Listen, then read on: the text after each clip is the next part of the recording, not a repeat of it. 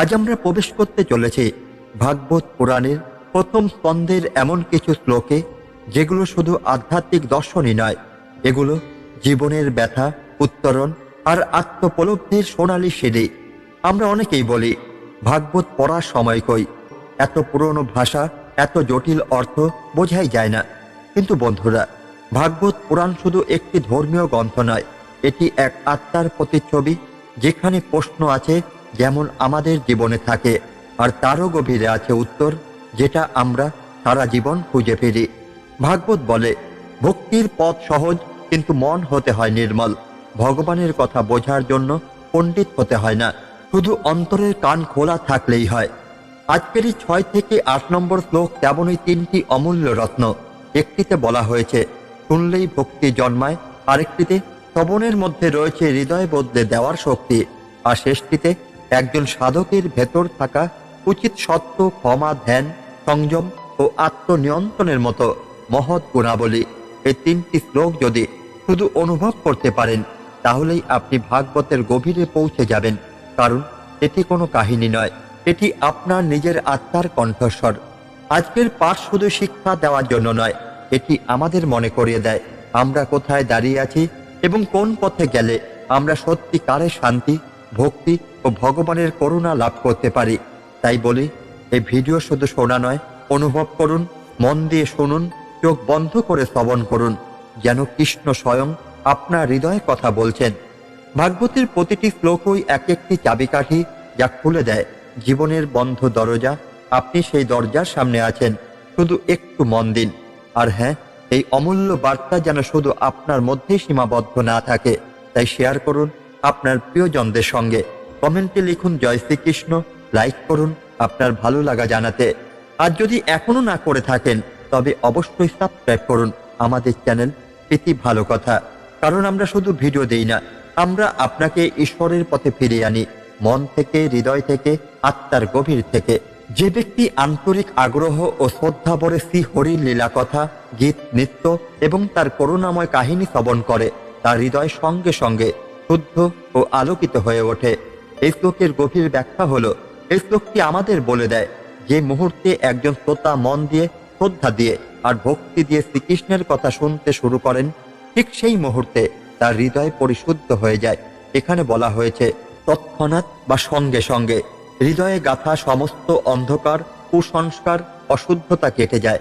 যারা আগ্রহ সহকারে শুনতে চান শ্রীকৃষ্ণের লীলার কথার, গানের, নৃত্যের রসে যারা হৃদয়ে ভেজান, এই শ্লোক শুধুই তত্ত্বই দিচ্ছে না, এটি বলছে ভগবানের কথা শোনা মানেই আত্মার বিকাশ।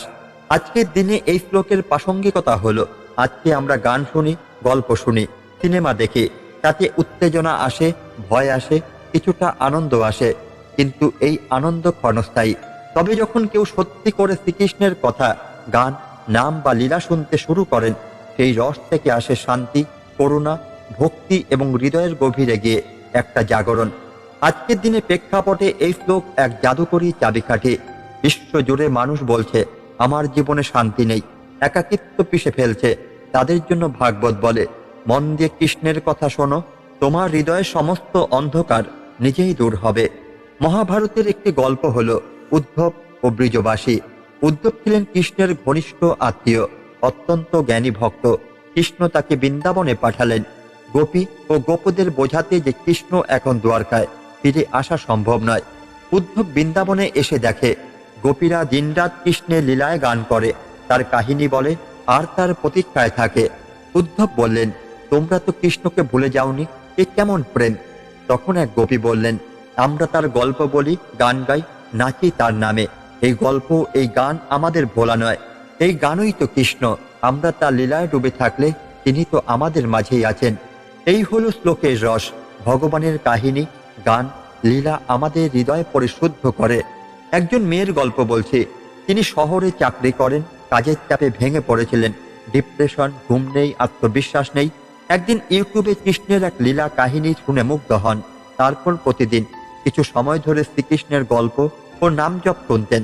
কিছুদিন পর তিনি বলেন, আমি বদলে গেছি। আগে শুধু কর্পোরেট শব্দে বাজতাম, এখন হৃদয়ে শ্রীকৃষ্ণের নাম বাজে, আমার শান্তি ফিরে এসেছে। এটাই ভাগবতের শক্তি, তৎক্ষণাৎ বদলে দেয় হৃদয়কে। আমরা যতই কষ্ট থাকি, যতই মন ভেঙে থাকুক, যতই জীবনে মনে হোক অর্থহীন, তবুও শুধু নাম শুনে, শুধু শ্রীকৃষ্ণের কথা শুনে আমরা আবার প্রাণ ফিরে পাই। এই শ্লোক আমাদের সেই শ্রবণের শক্তি মনে করিয়ে দেয়। কৃষ্ণ কি বলেন গীতায়? যে আমার কথা মন দিয়ে শ্রবণ করে, আমি তার অন্তরে বসবাস করি। এটি শুধু বিশ্বাস নয়, এটি ভাগবতের বাণী। এই ষষ্ঠ শ্লোক আমাদের বলে, তুমি ভগবানের গান গাও, না পারো গল্প শোনো। তুমি লীলা বোঝো, না পারো শ্রবণ করো। তুমি পণ্ডিত, না পারো ভক্ত হও। কারণ শুনলেই পরিবর্তন আসে। হৃদয় তখন ধীরে ধীরে ঈশ্বরের বাসস্থান হয়ে যায়। ভাগবত পুরাণের এই শ্লোক তোমাকে বলে, শ্রবণ করো, হৃদয় শুদ্ধ হবে। হৃদয় শুদ্ধ হলে ঈশ্বর আপনি আসবেন। যদি আপনার মন ভেঙে থাকে, যদি আপনাকে কেউ না বোঝে, যদি জীবনকে অর্থহীন মনে হয়, তবে একবার শুধু মন দিয়ে শ্রবণ করুন ভাগবতের শ্রীকৃষ্ণ কথা। তিনি আপনাকে আবার জাগিয়ে তুলবেন। যে সময়ে কেউ শ্রীকৃষ্ণ পরম পুরুষের বিষয় শ্রবণ করে, সে সময়ে তার প্রতি ভক্তি উৎপন্ন হয়, কারণ তার কীর্তন ও শ্রবণ অত্যন্ত পুণ্যদায়ক। এই শ্লোকের প্রতিটি শব্দ যেন এক একটি অমূল্য রত্ন। শ্রবণকালে, অর্থাৎ যখন কেউ শুনছে সেই শ্রীকৃষ্ণের কথা, যিনি পরম পুরুষ সর্বোচ্চ, তখন সেই হৃদয়ে জন্ম নেয় ভক্তি। কারণ এই শ্রবণ ও কীর্তন নিজেই পুণ্য।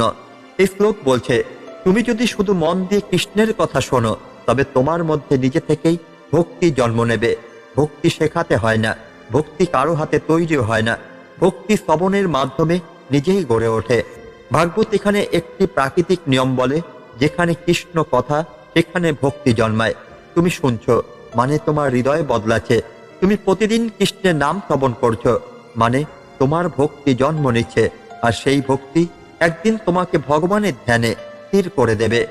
মহাভারতের অনুষঙ্গ হল ভীষ্মদেবের মৃত্যুশয্যা।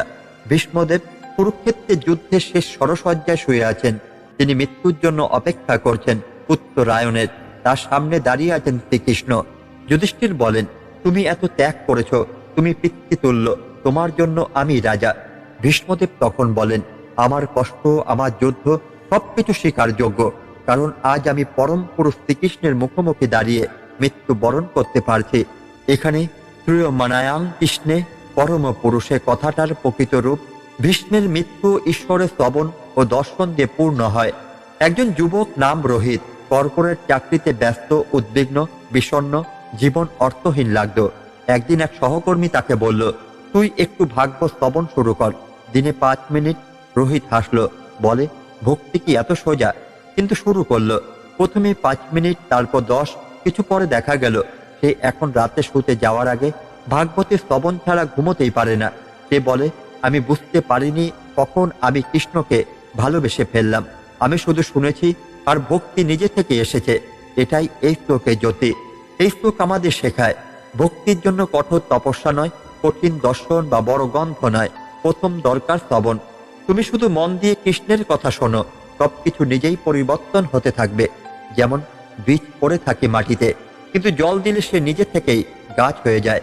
তেমনি কৃষ্ণ কথা মানে সেই জল, যা হৃদয় নামক মাটিতে ভক্তির বৃক্ষে রূপান্তরিত করে।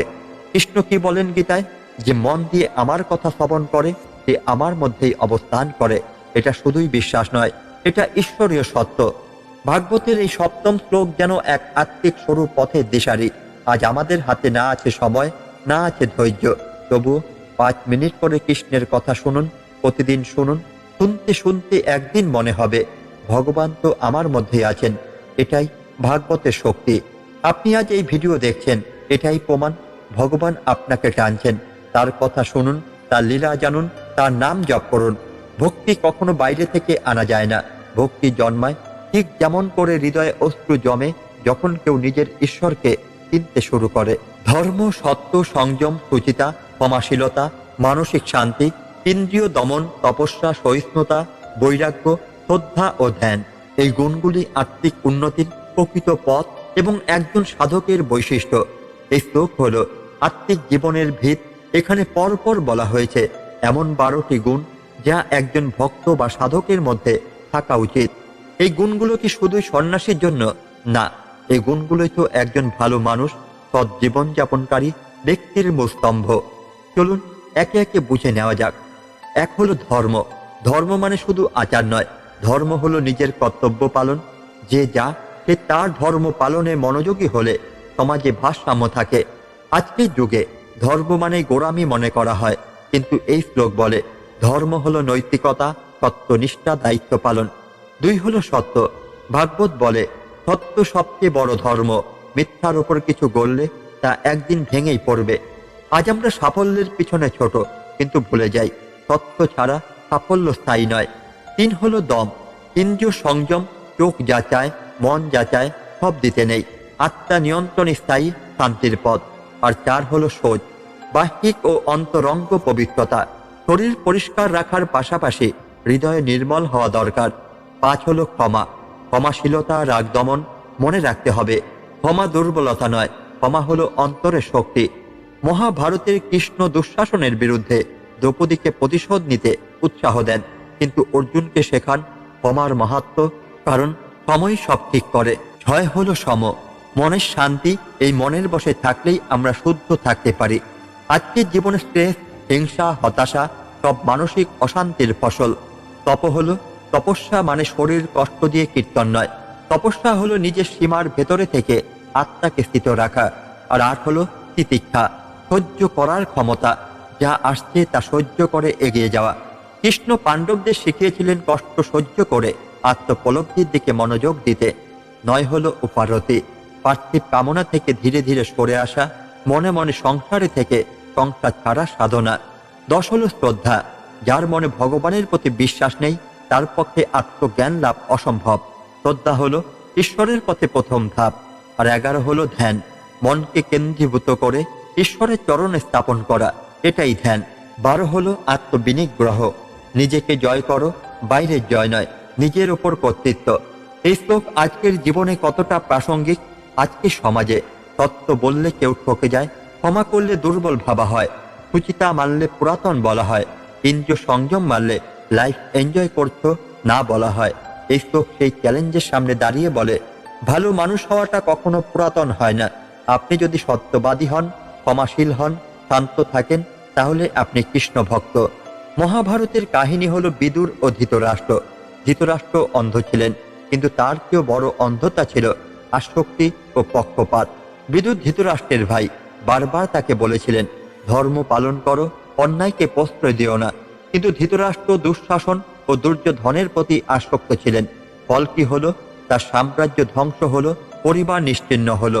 পরে ভাগবতে বর্ণিত ধৃতরাষ্ট্র যখন এইসব উপলব্ধি করেন তখন বিদুরের কথা মনে পড়ে এবং তিনি শৌচ, তপস্যা, ধ্যান ও বৈরাগ্য গ্রহণ করে বনে চলে যান। এটাই এই শ্লোকের বাস্তব উপলব্ধি। একজন আজকের যুবকের গল্প বলছে, রাহুল এক নামী প্রফেশনাল, কিন্তু চরম স্ট্রেসে ভুগছিলেন। মানসিক চাপ, ব্রেকআপ, কর্পোরেট প্রতিযোগিতা তাকে এক প্রকার বিধ্বস্ত করে দেয়। একদিন তিনি এক বৃদ্ধ সন্ন্যাসীর মুখে এই শ্লোকটি শুনলেন। বৃদ্ধ বললেন, তোমার সমস্যা ঠিকই আছে, কিন্তু একবার শুধু নিজের দিকে তাকাও, তুমি কি নিজেকে নিয়ন্ত্রণে রেখেছ? এই শ্লোক শুনে সে ধীরে ধীরে প্রতিদিন 5 মিনিট ধ্যান করলো। রেগে গেলে চুপ থাকতো, সত্য বলতো নিজের সামনে। 6 মাস পরে সে বলে, আমি সফল নই, কিন্তু শান্ত। আর এই শান্তি পৃথিবীর সবচেয়ে বড় সাফল্য। ভাগবতের এই 8ম শ্লোক হলো আত্মিক জীবনের 12টি স্তম্ভ। এগুলি কে শেখাবে আপনাকে? গুরুর প্রয়োজন আছে, কিন্তু শুরু আপনাকেই করতে হবে। শ্রদ্ধা দিয়ে, সততা নিয়ে, আর অন্তরে নির্ভরতায়, কৃষ্ণকে স্মরণ করে। জীবনটা যতই জটিল হোক, এই 12টি গুণ আপনাকে সহজ করে তুলবে। যদি শান্তি চান, যদি জীবনে আত্মবিশ্বাস ও স্বচ্ছতা চান, যদি ঈশ্বরের পথে সৎ থাকতে চান, তবে এই শ্লোকের গুণগুলো আত্মস্থ করুন। বন্ধুরা, আজ আমরা ভাগবত পুরাণের প্রথম স্কন্ধের 6 থেকে 8 নম্বর শ্লোকের অন্তরে প্রবেশ করলাম। এই 3টি শ্লোক শুধু শব্দের ধারাবাহিকতা নয়, এগুলো হলো আত্মা ছোঁয়া শিক্ষা, যে শিক্ষা আমাদের মনে করিয়ে দেয় আমরা শুধু দেহ নই, আমরা প্রত্যেকে এক একটি ভাগবত সত্তা, যার মধ্যে লুকিয়ে আছে শান্তি, ভক্তি আর মুক্তির সম্ভাবনা। প্রথমে আমরা বুঝলাম শ্রীকৃষ্ণের কথা শুনলেই হৃদয়ে জন্ম নেয় ভক্তি। তারপর জানলাম সেই ভক্তি কেবল শ্রবণের মধ্যে নয়, সে আসে ধীরে ধীরে, আত্মাকে পরিশুদ্ধ করে। এবং শেষে আমরা উপলব্ধি করলাম একজন ভক্ত বা সত্য সাধককে কেমন হতে হয়। সত্যবাদী, সংযমী, ক্ষমাশীল, ধ্যাননিষ্ঠ, আত্মনিয়ন্ত্রিত। ভাগবত আমাদের শেখায় ভগবান দূরে নন, তিনি আছেন আমাদের হৃদয়ের গভীরে। শুধু দরকার আমরা যেন তার দিকে কান পাতি, তার কথা শুনি, তার গুণগান শ্রবণ করি, আর তার নির্দেশে জীবন গঠন করি। তোমার জীবন যত কঠিন হোক না কেন, ভাগবতের এই শ্লোকগুলো তোমার আশ্রয়। কারণ এখানে শুধু তত্ত্ব নেই, এখানে আছে ভালোবাসা, সহানুভূতি, ক্ষমা আর আত্মপ্রকাশের আলো। আজকের পাঠ যদি আপনার হৃদয় ছুঁয়ে থাকে, তবে কমেন্টে লিখুন জয় শ্রীকৃষ্ণ। এই জ্ঞান অন্যের কাছে পৌঁছাক, তাই অবশ্যই ভিডিওটি শেয়ার করুন আপনার প্রিয়জনদের সঙ্গে। লাইক দিন যদি হৃদয়ে শান্তি পেয়ে থাকেন, আর যদি এখনো না করে থাকেন তবে এখনই সাবস্ক্রাইব করুন আমাদের চ্যানেল প্রীতি ভালো কথা, যেখানে আমরা নিয়মিত তুলে ধরি শ্রীকৃষ্ণের অমূল্য বাণী সহজ ভাষায়, হৃদয়গ্রাহী গল্পের মধ্যে। আপনার সময়, আপনার শ্রবণ, এটাই আমাদের প্রেরণা। আপনার সঙ্গে এই ভাগবতের পথে হাঁটতে পেরে আমরা ধন্য, কৃতজ্ঞ। শেষ করছি শ্রীকৃষ্ণের চরণে প্রণতি জানিয়ে, যে শ্রবণ করে সে নিজেই আলোকিত হয়। যে হৃদয়ে কৃষ্ণের কথা বাজে, সেখানে অন্ধকার কখনো টেকে না। ধন্যবাদ। জয় শ্রীকৃষ্ণ, জয় ভাগবত, জয় ভক্তির পথ।